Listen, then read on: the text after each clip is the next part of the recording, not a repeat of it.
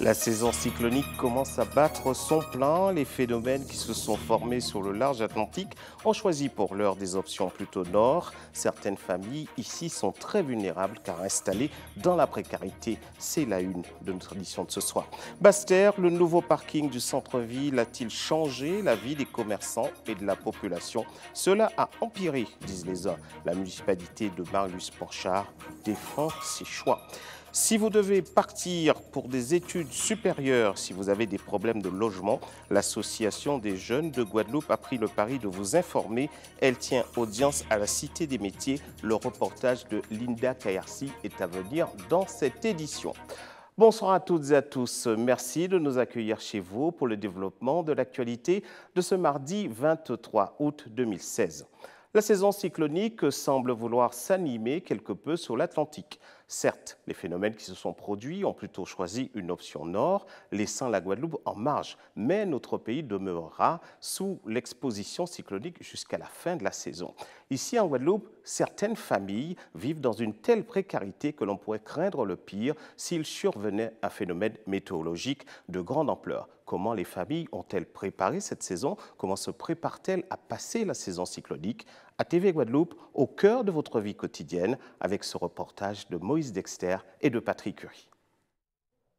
En pleine saison cyclonique, de nombreuses personnes isolées ou vivant dans des habitations précaires ont recours à des refuges sécurisés, mis à disposition par la mairie, tels que les écoles ou encore les gymnases.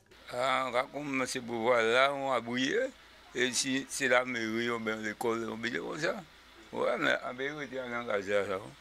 Parce que comme ici, ça allait, il va un bout. Pour mon voiture, on voisine qui me demande. Ouais, mais à part pied, on peut aller. C'est voisine qui dépose moi. Ouais, là, on dit, on averti. Pourquoi aller? Ouais. Mais à part même si on pas averti, on ne peut pas en y partir en la rue là. On est ici à la mairie, l'école, on côté. Et avant des périodes en Gaza, mais Gaza, pour un coup d'effet, il va y avoir un flambeau. Alors, moi, je ne vais pas. À quelques pâtés de maison réside Madame Alpha. Elle refuse de quitter son logement jusqu'au jour où sa maison subit de gros dégâts à cause d'un phénomène cyclonique. Garçon, moi, qui a construit l'ennouté là, c'est la cité Salgabé. Il a venu, il a consolidé, il a mis enfin, des barres, ces portes-là. Mais là, de toute manière, nous mettons ça. Nous devons rester quand même. Mais c'est là, nos voisins ont appelé moi, ils disent, pas rester, parce que ça peut arriver à venir fort. Alors, on a dit, mais non, c'est pas vrai, moi, non, venez, aussitôt, je me suis tourné devant moi. Là, tourné devant moi, hop, il balançait. Nous devons jamais des petites consolidations, bien derrière. Mais moi, toujours, pas envie de sortir en cas de moi. En cas de moi, pas comprendre. Alors là, on dit non, pour nous, aller quand même, c'est petit monde, puis c'était appliqué avec moi. Et nous partis, nous avons été chez Madame Diblin. C'est Madame Diblin qui est soutenue nous un peu. Et là, après, à présent, elle nous regardait, quand la vie passée, il fait briser. Là, nous sortis à Madame Diblin, venir, on pouvait moins toucher, on voit toute case là quasi. Alors c'est bon Dieu qui t'a fait, nous pas sortir là-dedans. Alors sorti là, nous pas sorti là. Bon Dieu préserve nous rester. Et les suites en fin de tout ça passé bien passé.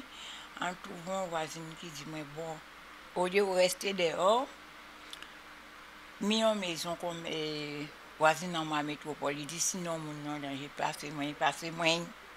C'est à la radio entendre que le prévu, si on monte notre problème, alors là, c'est aller à l'école, enfin, préparer, aller à l'école, mais non, on va en parler, puis ça m'a toujours pas comprendre qu'il n'y.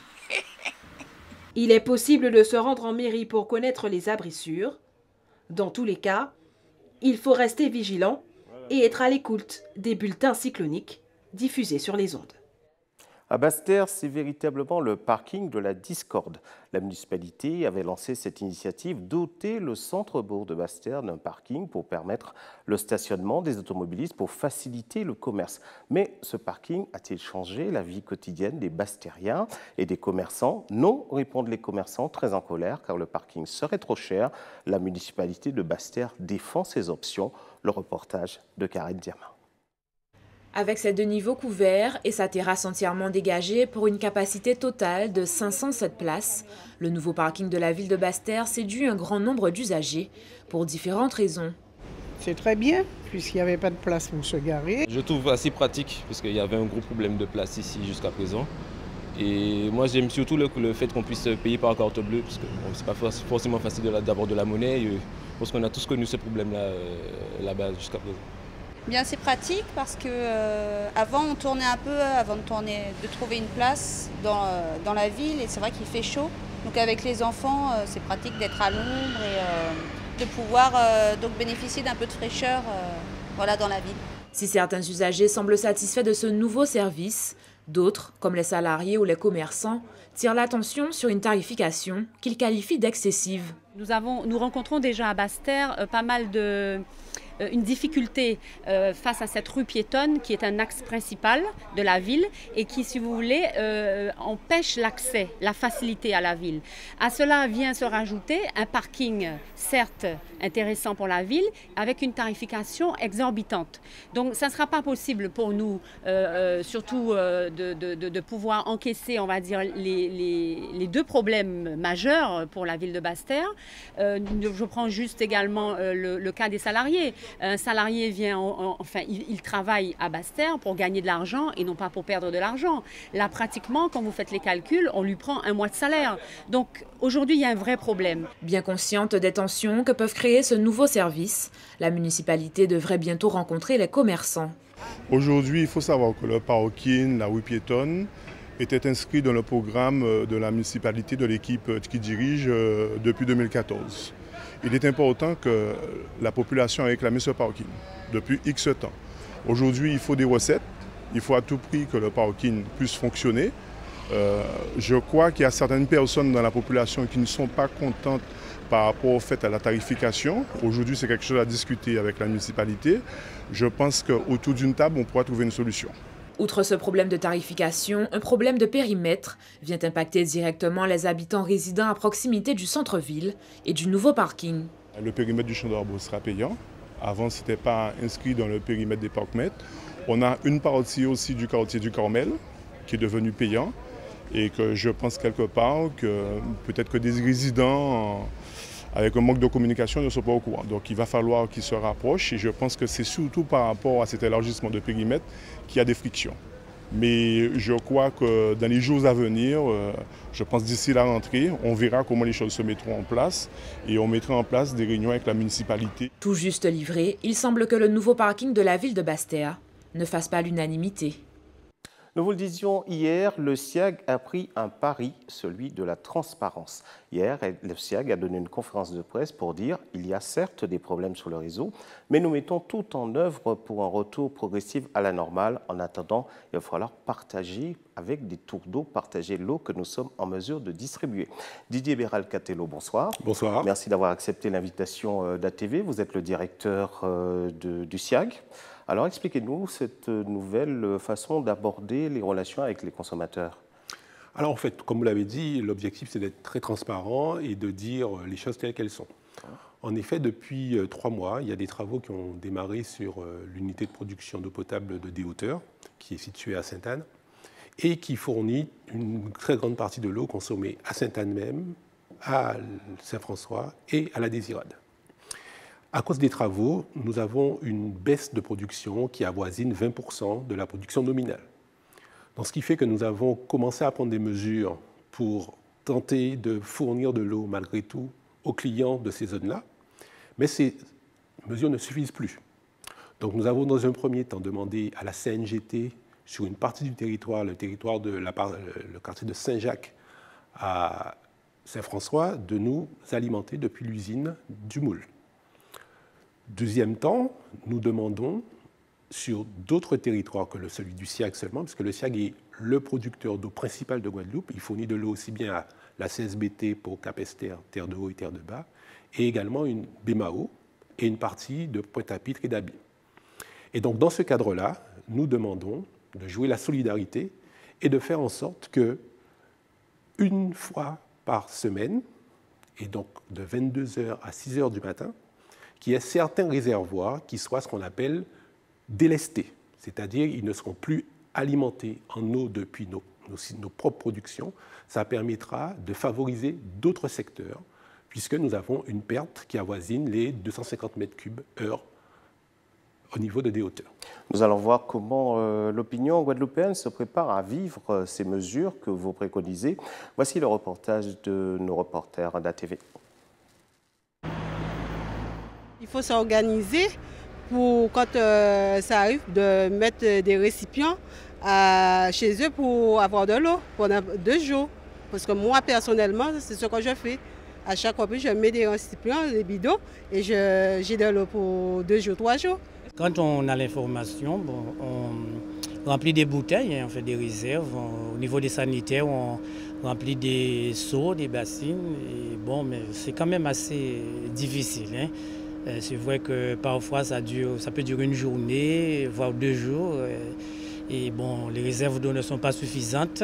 Donc ça pose des problèmes, surtout au niveau des enfants. Voilà, hein. Je fais partie des peuples guadeloupéens avertis, responsables. J'ai une citerne en béton chez moi.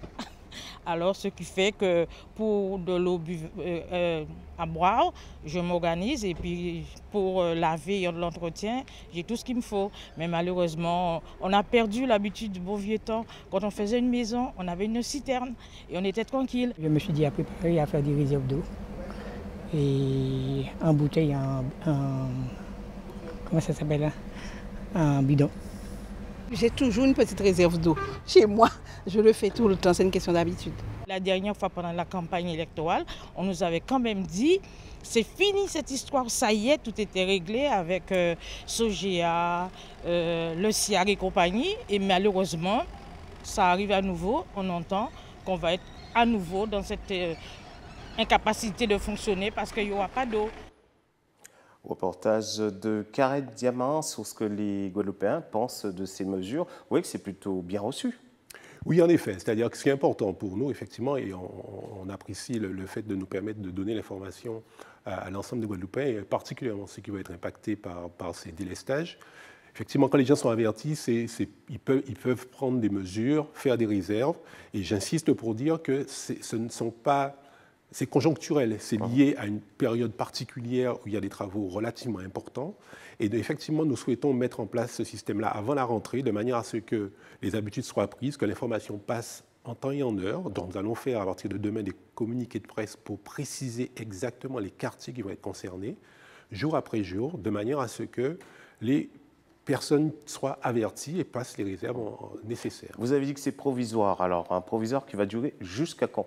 Alors concrètement, nous faisons en parallèle des investigations sur notre propre réseau, puisque nous soupçonnons un dysfonctionnement sur notre réseau. Donc ça a commencé hier soir, ça va se poursuivre demain soir, y compris vendredi soir. Nous espérons vraiment pouvoir analyser la situation et y remédier à début du mois de septembre ou plus tard. Cependant, il se pourrait que nous soyons obligés de garder ce dispositif-là encore quelques semaines. Et bien évidemment, les personnes seront averties. Alors, je tiens à dire, effectivement, quand je vois la réaction d'un certain nombre de personnes que vous avez interrogées, le problème de la structure, de la distribution de l'eau en Guadeloupe, il est effectivement très important. Ce dont je vous parle là, c'est sur une unité de production. Bien évidemment, il y a des travaux qui sont très importants à réaliser sur l'ensemble des réseaux de Guadeloupe et non seulement ceux du SIAG. Et effectivement, il s'agit pour nous, pour l'instant, de régler des problèmes qui sont les plus urgents. On le fait avec l'aide du conseil départemental.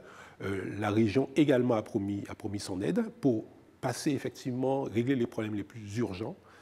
Mais il faudra effectivement qu'on s'arme de patience et qu'on aille au fur et à mesure vers un traitement de l'eau qui soit effectivement plus régulier et plus conforme à ce que les Guadeloupéens attendent. Nous sommes bien conscients, bien évidemment, que pour l'instant, on n'est pas encore à niveau, mais il faut que les Guadeloupéens sachent que l'ensemble des gestionnaires d'eau en Guadeloupe, et particulièrement le SIAG, travaillent d'arrache-pied pour faire en sorte que l'eau soit distribuée régulièrement dans leur robinet.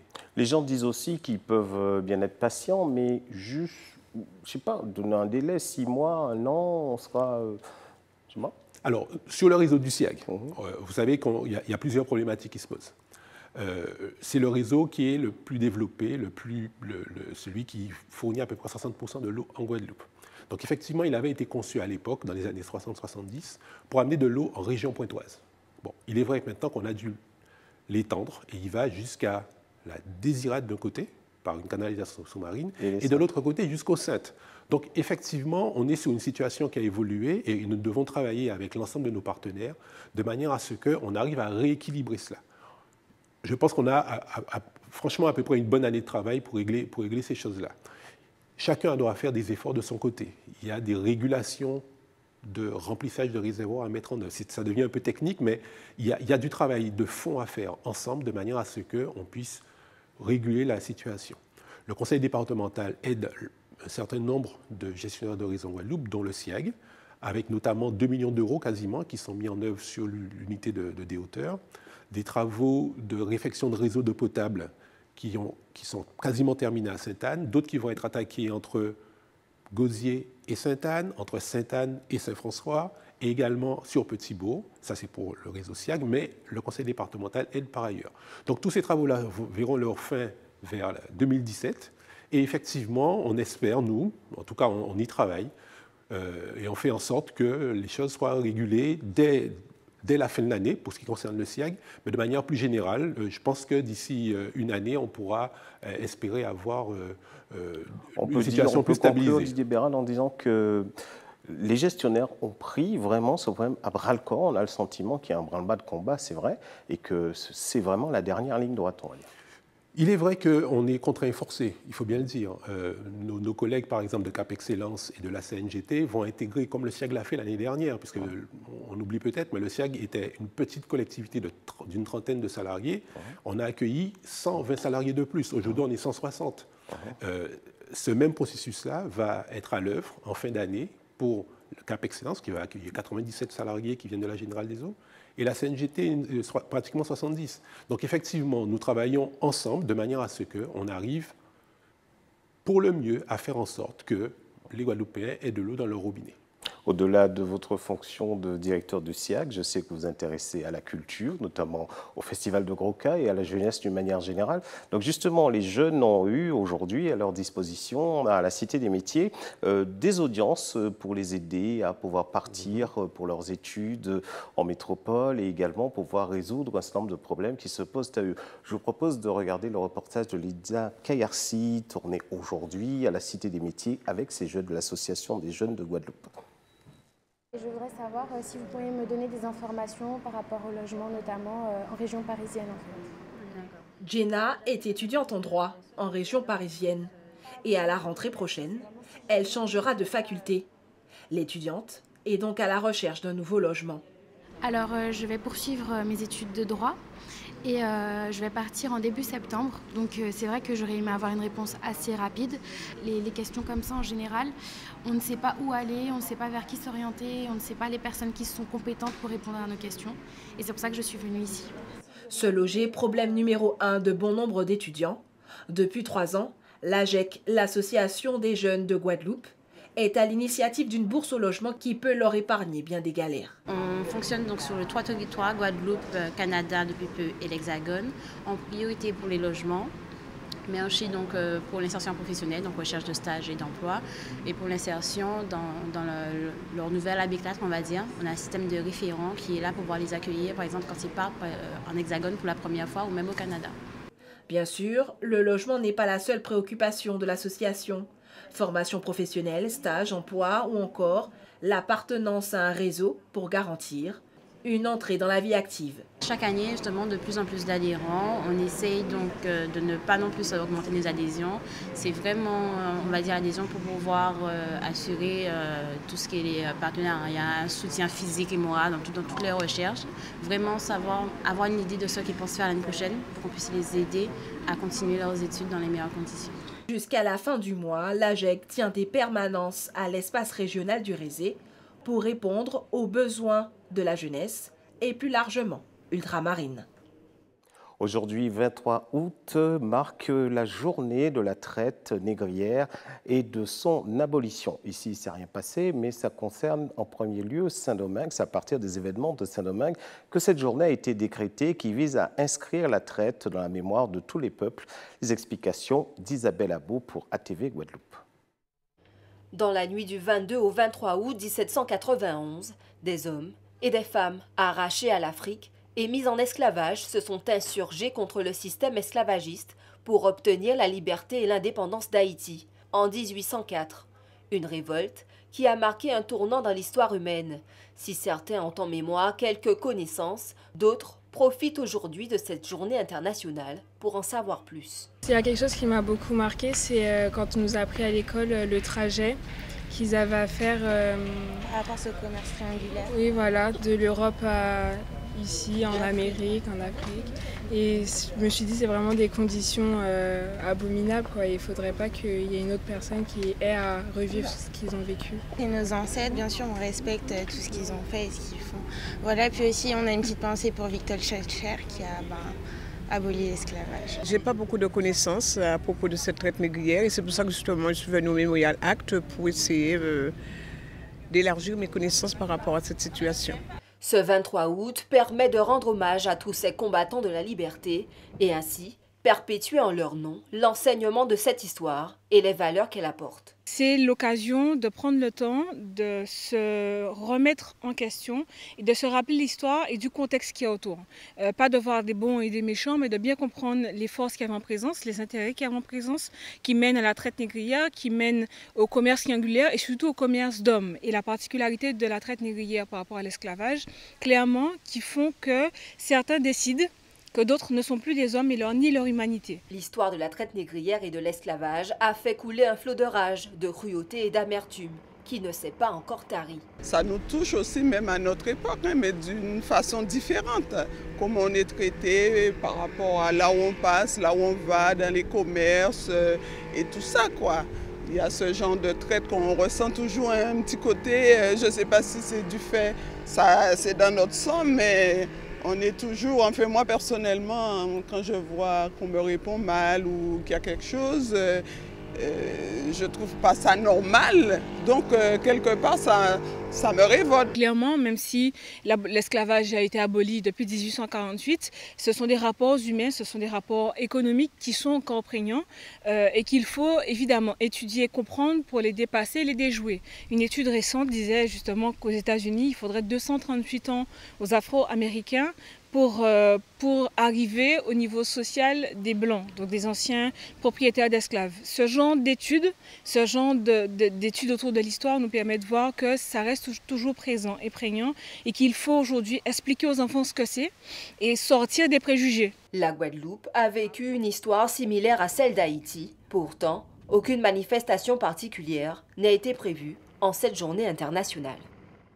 Un non-lieu a été requis en faveur de plusieurs personnalités martiniquaises dans une affaire qui a fait couler beaucoup d'encre. C'est le cas notamment de Catherine Conconne qui a pu bénéficier de ce non-lieu. Elle s'est toujours crue innocente, elle avait toujours clamé sa vérité, a-t-elle dit en guise de commentaire. Voici le reportage de nos confrères d'ATV Martinique. Je ne vois pas pourquoi mon affaire qui est vraiment de loin, une affaire beaucoup plus mineure que celle qui est en cours pour certains, devrait devenir une affaire d'État. Voilà, ramenons les choses à leur juste proportion. Une juste proportion tranchée par la justice. Le 16 août dernier, Catherine Conconne et son frère Charles ont été blanchis dans l'affaire dite des vedettes Madinina. Souvenez-vous, il y a 2 ans, Catherine Conconne était mise en examen pour avoir reçu un prêt de 15 000 € de la société de transport maritime gérée par son compagnon Éric Montgérant et dont son frère Charles Conconne est actionnaire. La somme aurait servi à remettre à flot son commerce situé au centre commercial Périnon. Pour l'affaire de Catherine Conconne qui concerne un petit prêt qui lui a été fait par sa famille en 2007 suite à un problème, un dégât des eaux, et puis qui concerne uniquement l'argent de sa famille. Il n'y a pas de fonds publics dans ces sommes qui m'ont été prêtées, et là, ça pose un problème. En 2014, après la mise en liquidation des vedettes Madinina, un juge d'instruction est saisi pour se pencher sur la comptabilité de la société. Le procureur diligente alors une série d'auditions dans le cadre d'une information judiciaire destinée à comprendre, entre autres, l'utilisation d'une subvention d'1 million d'euros accordée en novembre 2013 par l'ex-conseil général. C'est dans ce cadre que la première vice-présidente de région de l'époque est mise en examen, ce qui l'amène à remettre la fameuse vraie-fausse démission à Serge Letchimy. Fin 2015, l'affaire alimente toutes les polémiques durant la campagne à la CTM. Depuis l'annonce du non-lieu, Catherine Conconne dit pardonner à ses détracteurs. Cet argument a été une des pièces maîtresses de leur argumentaire de campagne. J'ai été régulièrement traitée de voleuse, de détourneuse de fonds, etc. dans tous leurs meetings, dans leurs voitures sonos, jusque sous les fenêtres de mes parents à Tivoli. Forcément que ça a pesé. J'ai été prise à part certains de leurs militants qui m'ont même demandé de rendre l'argent du peuple que j'avais volé. Donc vous imaginez bien que tout cela fait partie de l'ambiance détestable de campagne. Vous savez, j'étais en paix avec ma conscience. Je sais très bien que je n'avais rien fait de grave. Je n'avais volé l'argent ni détourné l'argent de personne. Donc j'étais en paix avec ma conscience et vous avez dû voir que j'ai continué de vivre très normalement. Au final donc, le tribunal a blanchi les Conconne dans cette affaire en prononçant un non-lieu général. En revanche, Éric Montgeron est lui renvoyé devant la justice dans le cadre d'une procédure de plaidé coupable. Il comparaîtra pour non-tenue d'assemblée générale et un compte courant associé débiteur. À la Martinique, le ramassage des ordures a des ratés, surtout dans la commune du Lamentin. Cela ne se voyait pas, mais depuis quelques jours, les ordures s'accumulent et ça commence à sentir mauvais. D'où la mobilisation de nos confrères d'ATV pour essayer de nous expliquer ce qu'il se passe à la Martinique dans cette histoire de ramassage d'ordures qui ne se fait point. Plus les jours passent et plus les ordures s'amoncellent.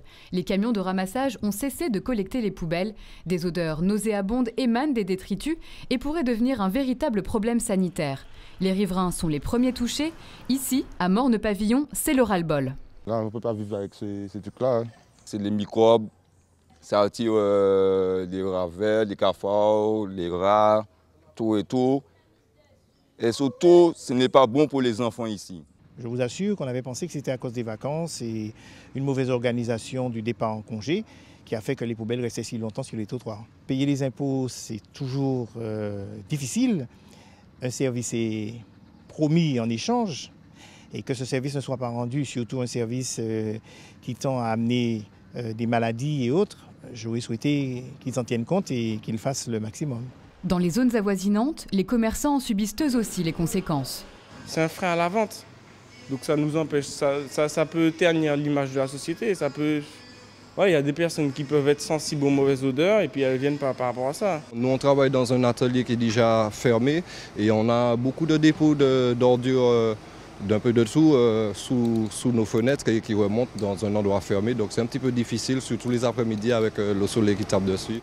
Les 4 communes de la CACEM sont impactées, mais les perturbations se ressentent surtout à Saint-Joseph et au Lamentin, où seulement 2 camions, au lieu de 11, prennent en charge la collecte des ordures. En cause, un prochain changement de prestataire. L'entreprise n'ayant pas été retenue après la commission d'appel d'offres pour le prochain marché, ces messieurs ont décidé de ne pas réparer les camions, de ne pas finir la prestation jusqu'au 30 août. Nous avons affaire à des patrons peut-être un peu scrupuleux.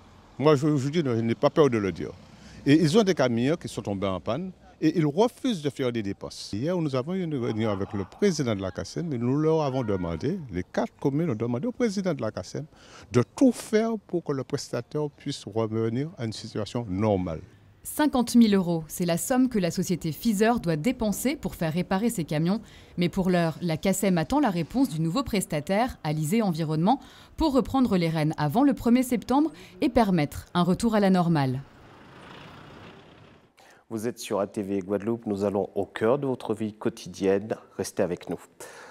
Dans un instant, nous irons à l'écomusée de Sainte-Rose, un détour qui vous permettra de saisir bien les aspects de la vie guadeloupéenne.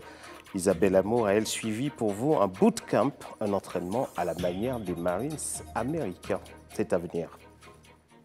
Le Tour de la Guyane, maintenant, Guadeloupéen Cédric Ramotte a remporté ce midi la 4e étape, reliant Sinnamary à Saint-Laurent-du-Maroni. Et c'est toujours un autre équipier de la sélection guadeloupéenne qui conserve le maillot jaune de leader avec une poignée de secondes sur un autre concurrent martiniquais. Le compte-rendu sur le Tour de Guyane par nos confrères d'ATV Guyane.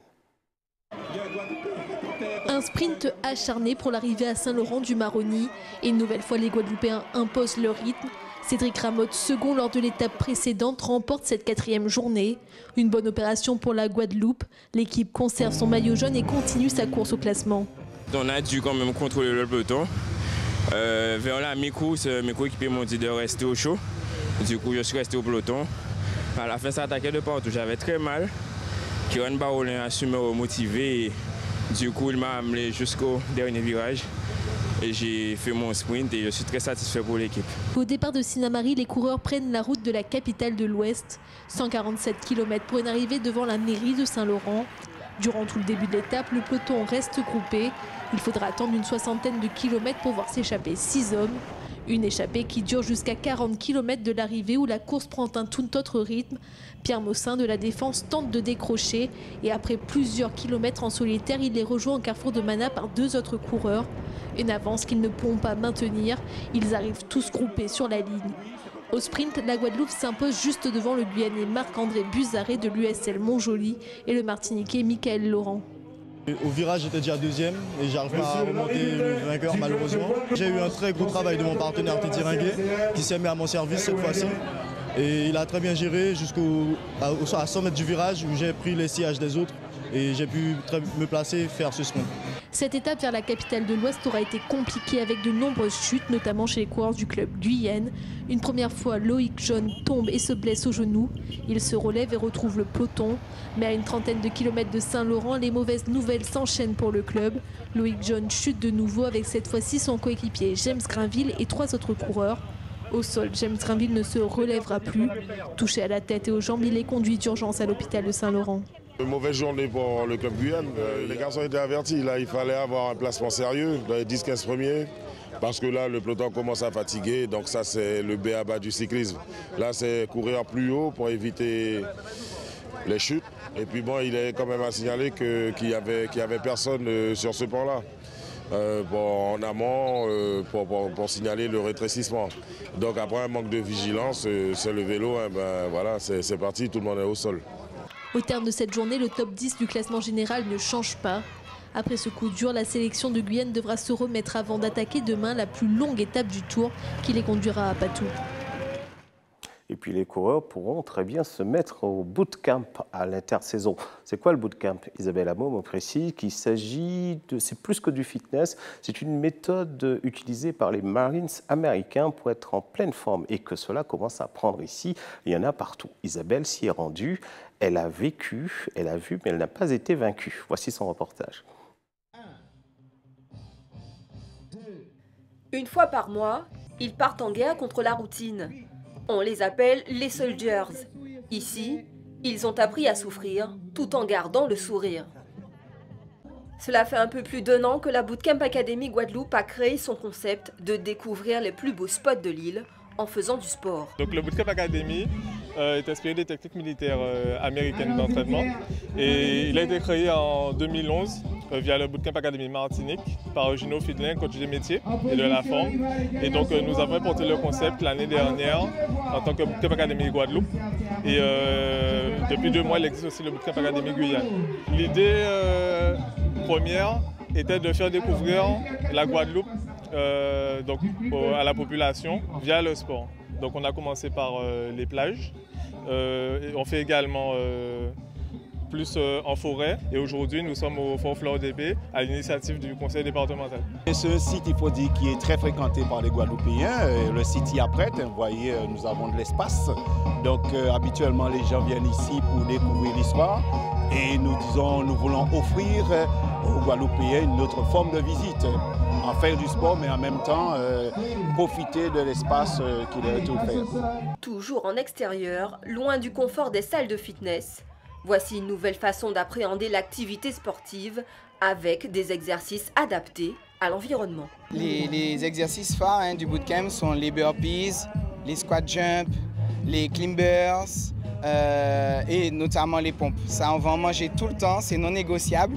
C'est ce qu'on utilise comme épice pour nos entraînements. L'avantage du bootcamp, c'est que nous avons la possibilité de proposer différents exercices, mais aussi de jeux, quel que soit l'environnement. On arrive à s'adapter en fonction de nos expériences, bien entendu, et dans l'objectif principal de permettre aux gens de faire du sport tout en s'amusant et en toute sécurité. Et si la difficulté physique est caractéristique de l'entraînement d'un corps d'armée, pas question d'humiliation ni de violence.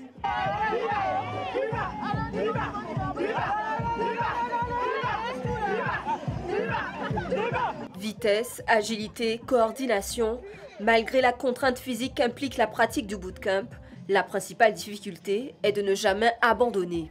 C'était super, franchement, deuxième édition pour moi, c'était vraiment génial. Ouais, on l'a fait au moule, la première fois, et là, bon, on a pris le train en marche, et du coup, voilà.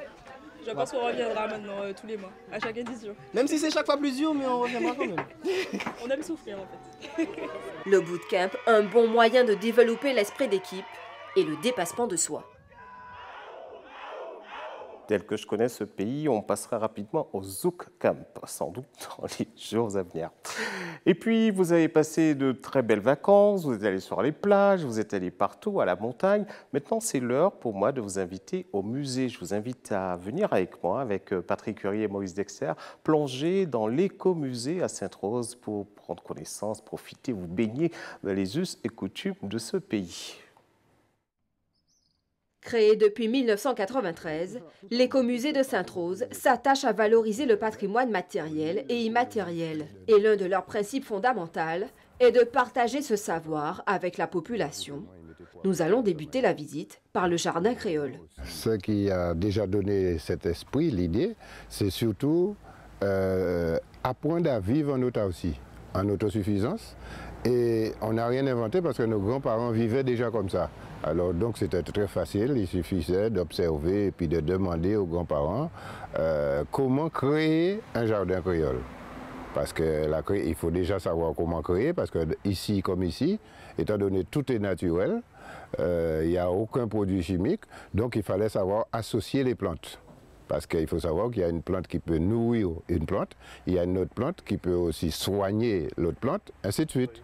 Et pour mieux comprendre ce patrimoine historique, il faut remonter à ses débuts. Donc là, nous avons l'arrivée de Christophe Colomb dans un univers amérindien. Et puis, l'histoire a évolué. Et là, nous avons l'installation des colons, la case coloniale que nous avons fait un peu plus petit, puisqu'on n'avait pas assez de place pour mettre plus grand. Nous avons aussi l'arrivée des Africains. Ils sont sortis en Afrique pour pouvoir travailler ici gratuitement. Et donc, nous avons aussi ces deux mélanges qui ont donné les Antillais. Nous avons aussi, après tout cela, nous avons l'arrivée des Indiens des Indes qui sont aussi arrivés en 1856 avec ce fameux bateau l'Aurélie que nous connaissons, vers 24 heures aux Antilles. Et nous avons aussi l'arrivée des Antillo-Syrio-Libanais. Il existe bien d'autres choses à découvrir lors de cette visite, tant la culture guadeloupéenne est riche et diversifiée. Nous entrons dans la route des épices. Après la route des épices, nous allons arriver dans la partie espace vanille, là où on produit la vanille. Après, on pourra aussi voir ce qu'on appelle un atelier pour laver le linge en temps longtemps. Alors là, c'est plein de choses à développer. C'est comment les boules de bleu mettre à midonner et comment repasser les... C'est toute une partie. Après, on a aussi un atelier pour avec quelle plante qu'on faisait briller la vaisselle, avec quelle plante qu'on faisait du savon, ainsi de suite. Alors, après, vous arrivez sur le catiche, qu'on peut aussi appeler latrine, qu'on peut aussi appeler chalet de nécessité. Eh bien ça, en Guadeloupe, on appelle ça catiche. Et donc, avec quelle plante? Où il servait de papier lotus. Il y a une plante pour ça. L'écomusée de Sainte-Rose propose une immersion d'1 heure et avec plus de 30 visiteurs par jour venus des 4 coins du monde, il est devenu l'ambassadeur de notre culture. Voici quelques informations qui seront sans doute utiles à votre vie quotidienne.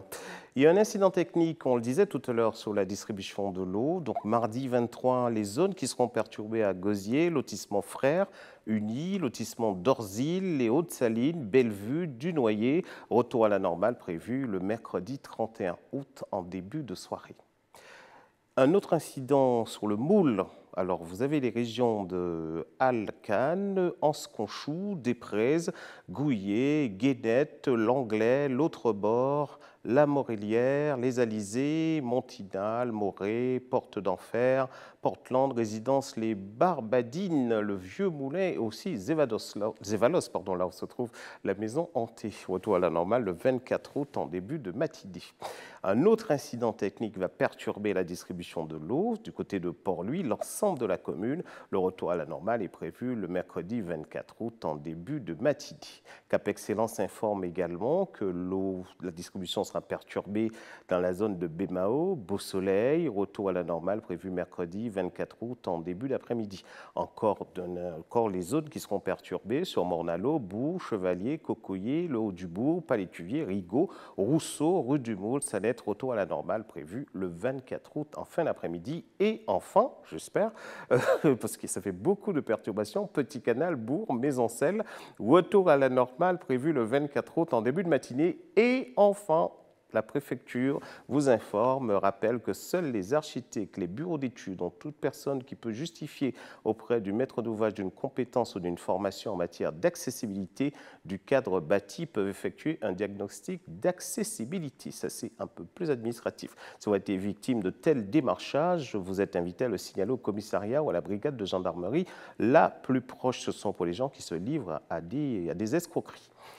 Voilà, c'est ce qu'il fallait retenir pour l'actualité ce soir. Je vous rappellerai tout à l'heure les principaux titres de la soirée. À tout à l'heure.